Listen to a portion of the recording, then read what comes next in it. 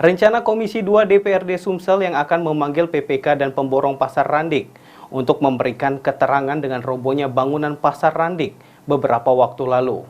Kepala Dinas Perindustrian dan Perdagangan Mubah siap memberikan keterangan atas kejadian tersebut.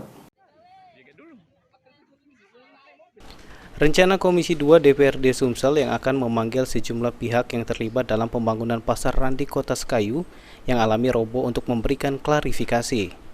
Ditanggapi oleh Kepala Dinas Perindustrian dan Perdagangan Kabupaten Mubah yang menyatakan siap untuk dipanggil dan memberikan klarifikasi. Bahkan saat ini menurut Aziza, pihaknya telah memerintahkan PPK dan KPA untuk melakukan perbaikan terhadap bagian bangunan yang roboh tersebut.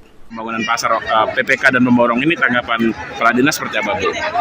Saya sudah memerintahkan staff ya, khususnya PPK dan KPA-nya untuk melakukan segera upaya-upaya untuk segera perbaikan terhadap bangunan pasar.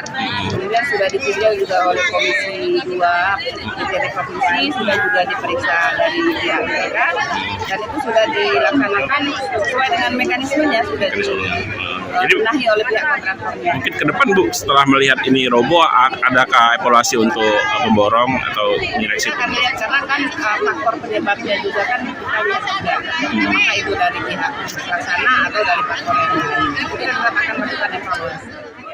Kedepan menurut Aziza, pihaknya akan melihat apa sebenarnya faktor penyebab robohnya tembok Pasar Randik tersebut. Apakah murni faktor alam atau ada kesalahan dari pemborong? Jika ada kesalahan dari pemborong, ke depan pihaknya akan melakukan evaluasi dan lebih selektif dalam memilih rekanan. Ruzi Iskandar, PAL TV.